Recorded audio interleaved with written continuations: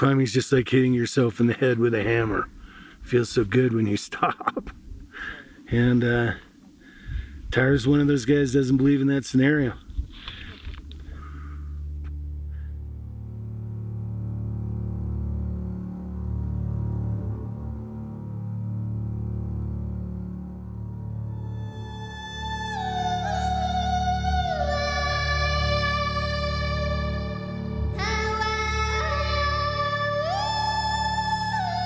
I am Tyler Armstrong. I am 14 years old. I've been climbing for more than half my life now. And we are going to Peru to climb Mount Artesonraju.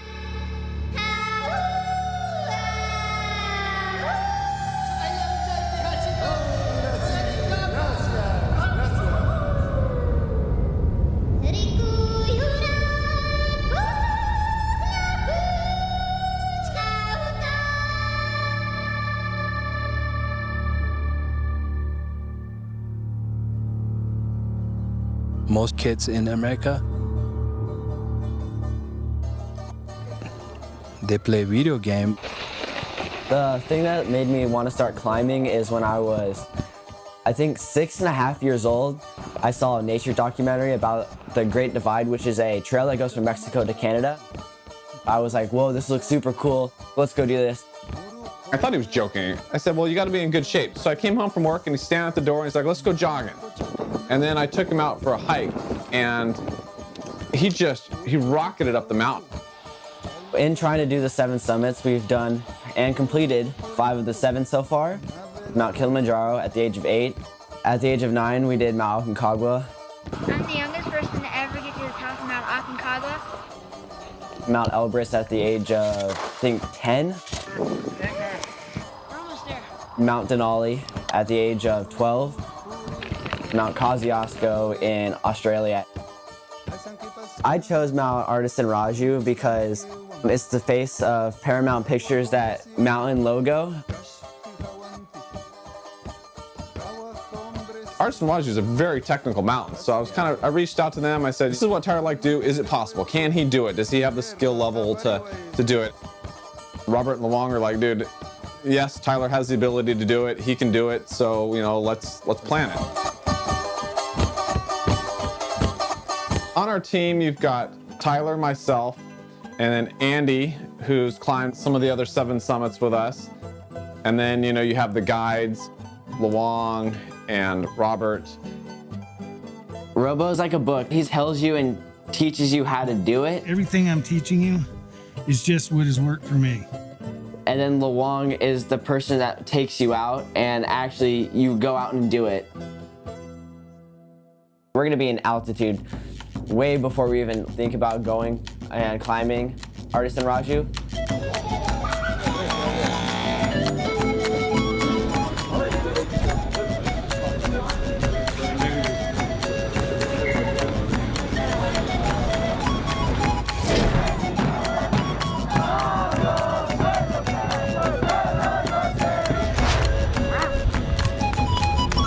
Pick it up, you gotta hold it, dude. I'm not gonna hold it. You gotta pick it up, dude. I'm not holding it. I'm eating.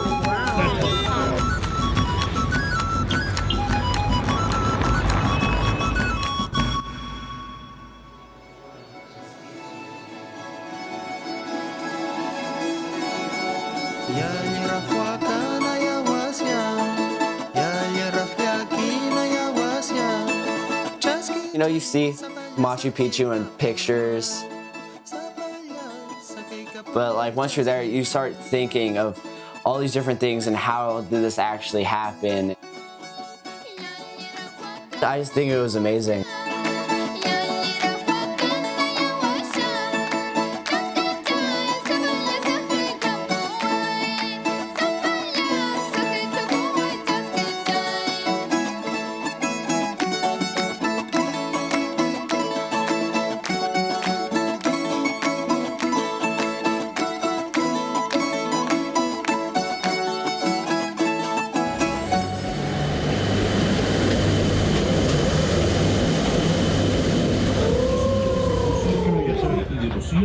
A la mamacha del Carmen, a quien durante su procesión realizan la acción de la tentación. I would passed out, slept on the train ride most of the way back. We had some guy and some. I saw something. Did he flick my ear? Was that you that flicked my ear? Y puede apreciarse en la fastuosa fiesta de la Virgen del Carmen, patrona del pueblo y la provincia de Paucartambo.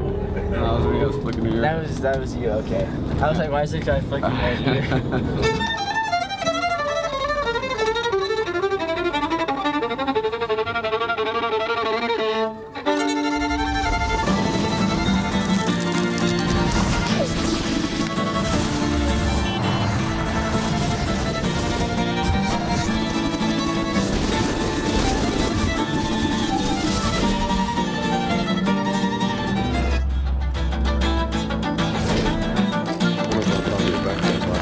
How do I work this again?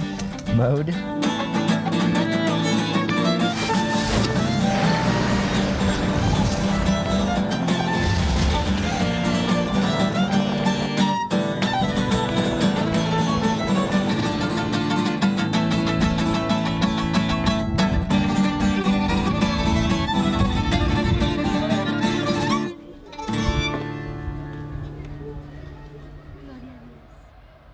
Robert called me saying that Artesonraju is shut down. There have been a number of fatalities lately. There was a fatality on Artesonraju just before I arrived here. Found out it was the president of the Mexican climbing club that was killed. You know, if Artesonraju is not climbable because of the guys died on it and it's just not climbable, then it's not climbable and we'll move on and do something different. I mean, the whole point is not to die on the mountain. There's a big crevasse, Berkshire. It's like open up, so there's no way to get to the top. Nobody summited this season, period. So they said like, oh, this year, like there were like 2 expeditions. They made it up to the, and they were like a pretty small team. And the condition, and then the, what we call the Berkshire is very open up.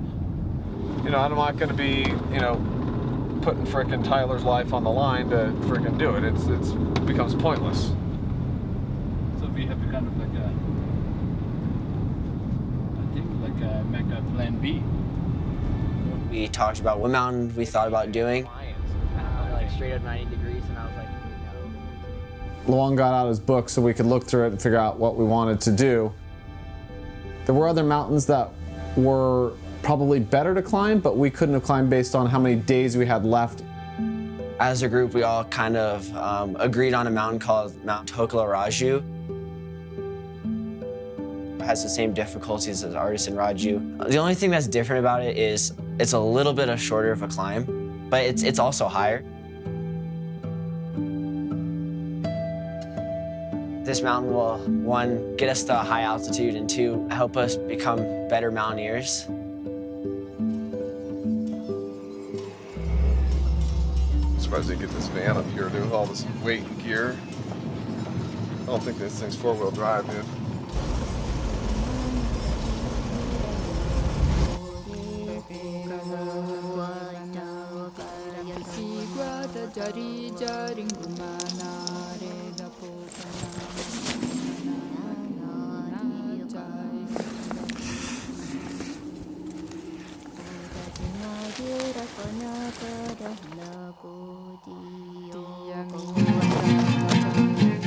We're hiking to Tocllaraju. You can't see the mountain right now, so we're just walking. 11,000 feet, what mine says. No, we're not 11,000 feet. This one's always wrong. I only use it for time.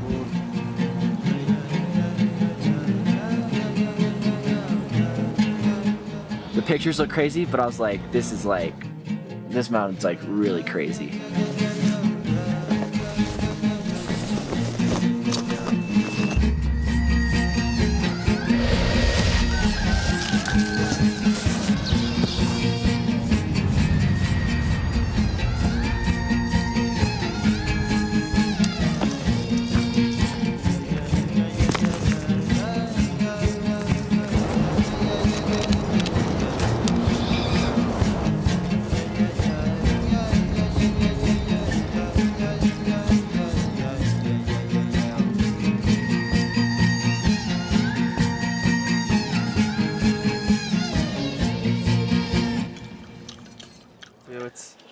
kind of got a headache. So. What they do, Ty? Okay.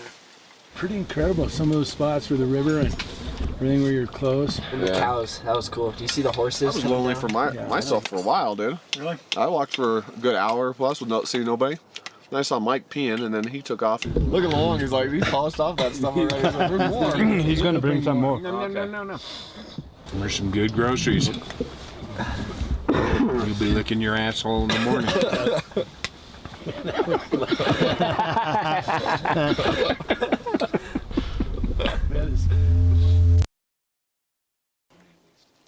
We need to have a solid, concise game plan after this meeting. And, you know, there's no changing or anything. This is what we're going to do so everybody can get their head in the game and plan for it, you know. Mountaineering's mostly that, keeping your head in the game and suffering through whatever you need to suffer through. So everybody's on board with one way or the other, okay? You want to go to bed now and get up tonight to go summit from here? Is that your plan?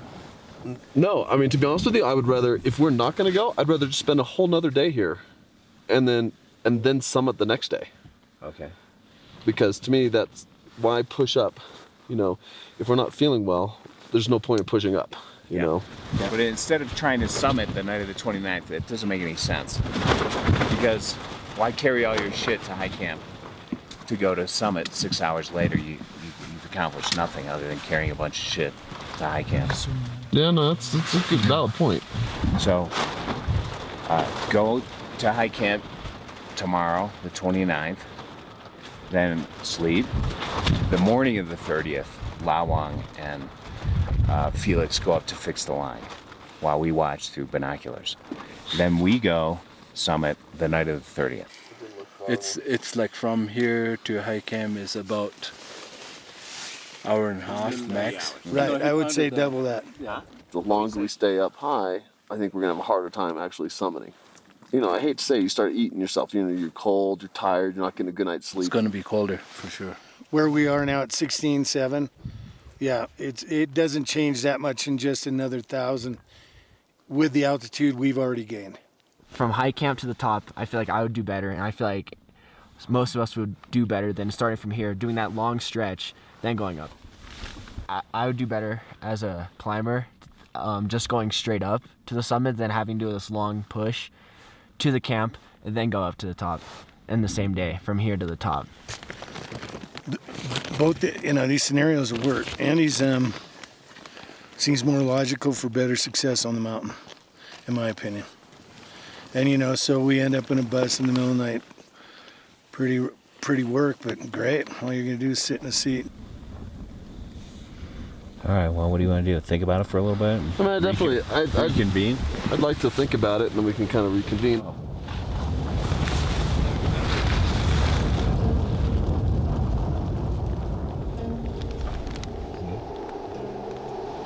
What was that? Ice fall. Avalanche.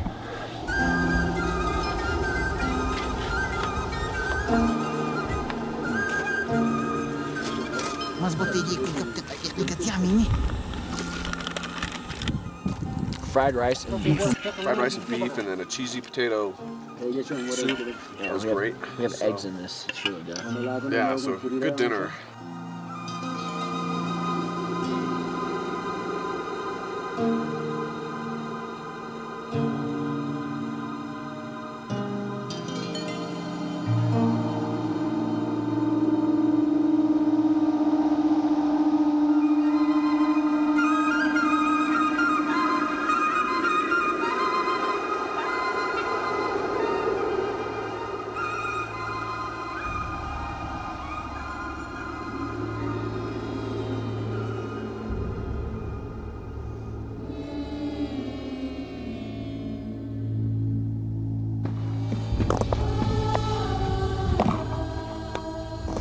Got it? Yeah. Tyler, he's seen people almost die in the mountains. He's watched people almost die in the mountains. You understand that, you know, you could die on the mountains. I do think about death in climbing, but everything's got a risk to it.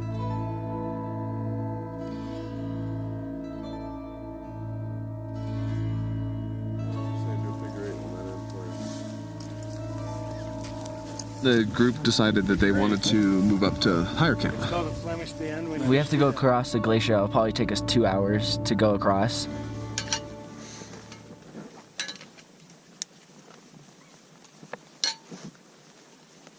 Yeah, I do have the shorter leash.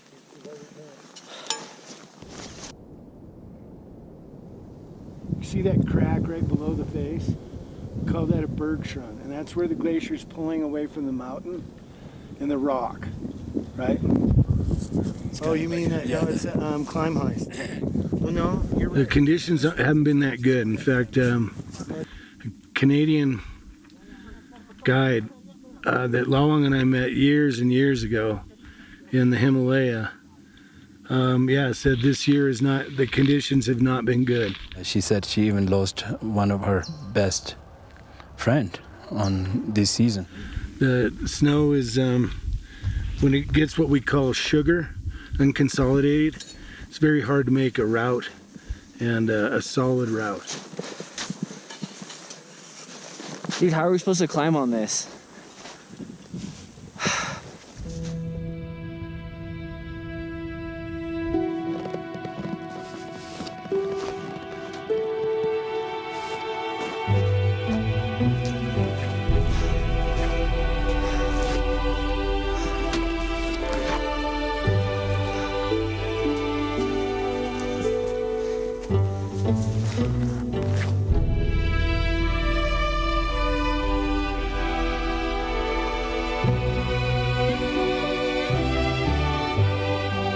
High camp is just pretty much a camp on a glacier. There's crevasses all around us. Like literally you go outside the tent, you're like, oh, crevasse.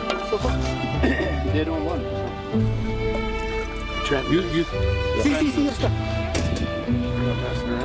Some cool lakes and stuff around. And the lakes were glistening, which were super cool looking. I just spit. I feel like Tocllaraju is just over 19,000. 19,675.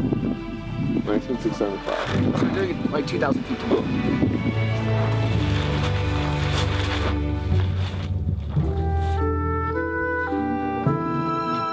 You know, it's really pretty up here. It's a beautiful mountain. Yeah, probably one of the most beautiful mountains we've climbed. Yeah. It's really cool looking.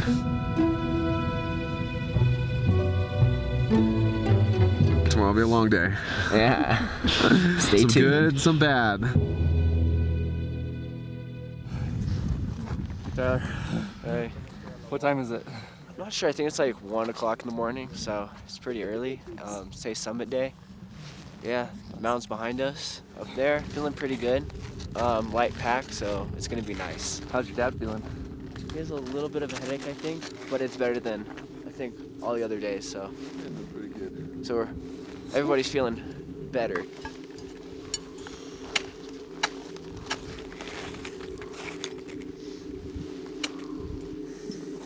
Trying to get moving.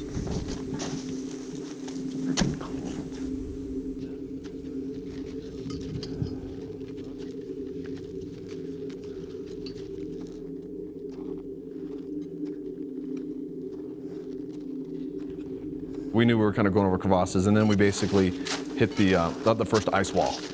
Yeah, Tyler.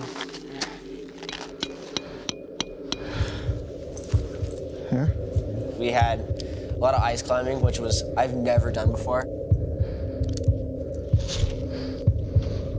We did probably 300 feet of ice climbing total. And at some points, and I was like, I don't know if I could do this. Can my dad do it? Because he was behind me. I was like, if he falls, I'm going down too. I'm like, you better know how to do it.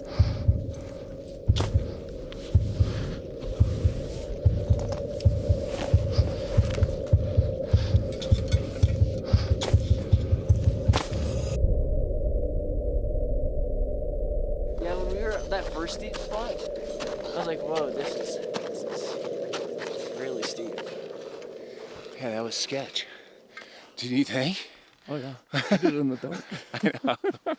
Some of that sugar, Oh yeah. you know, and I mean, you're roped together, but you're looking down just going, if somebody peels, you know, who's gonna stop us?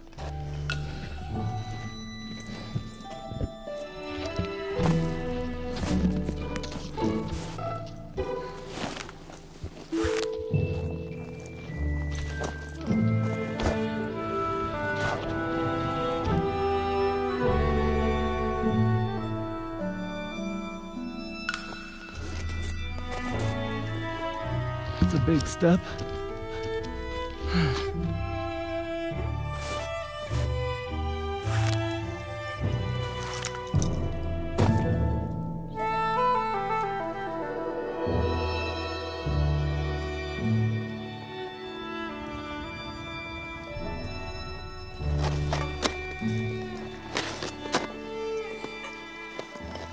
When he put the climbing, like backpack and harness and everything, he's like seriousness or like everything changes.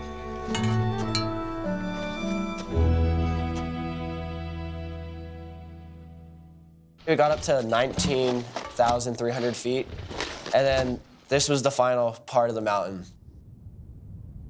From what I see up there, it looks like they might have made it. But the local staff here is wishing to bet me $100 that they didn't. So I don't know.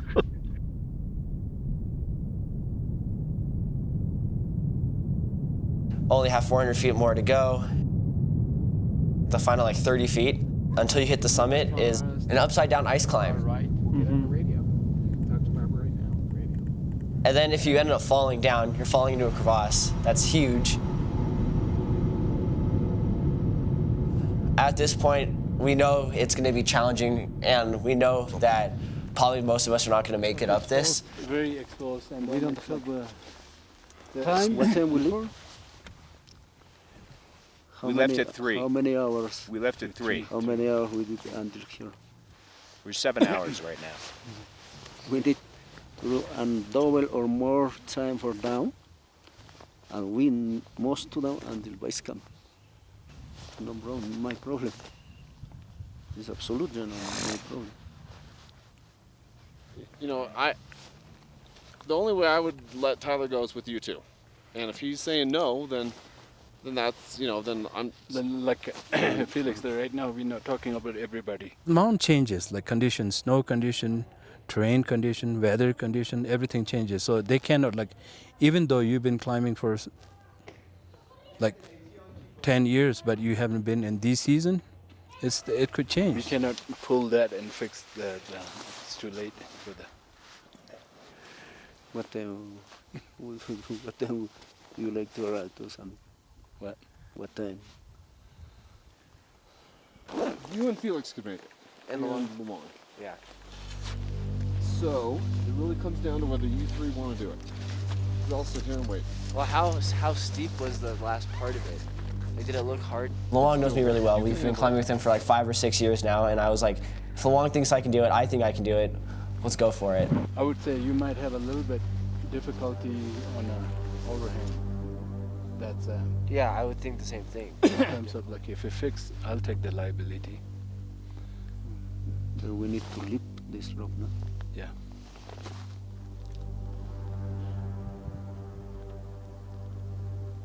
So, Ty, it really just kind of comes down to you. The longest one to take the liability for you But two to then go we up. have, I think I can do it until the very top part of it, and I think that's when we're gonna have to turn around either way. because to be honest, like rappelling on the overhang on that rope, it's like I wouldn't be really comfortable. I think this is the high point. Everybody's safe right here. Yeah. Safety's the most important Safety thing. is number one, so I think we are pretty up high.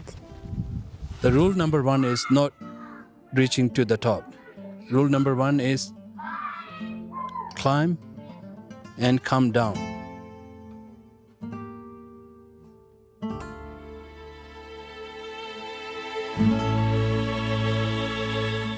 The summit is the bonus.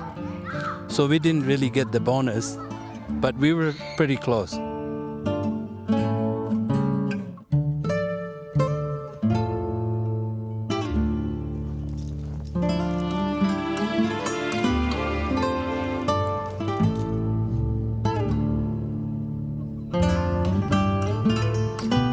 Tyler, he is actually he's progressing really what we call really well.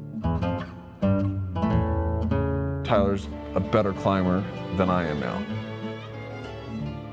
Then I got to applaud Kevin. You know, a father like that will support his son And not only do that, but climb with him.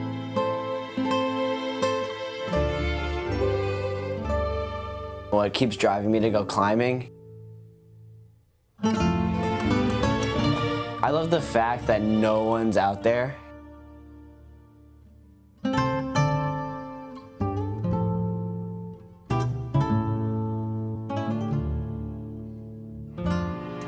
I'm gonna quote a famous quote. It's by Robo, and it's climbing's like hitting yourself with a hammer. with a hammer. Feels so good when you stop.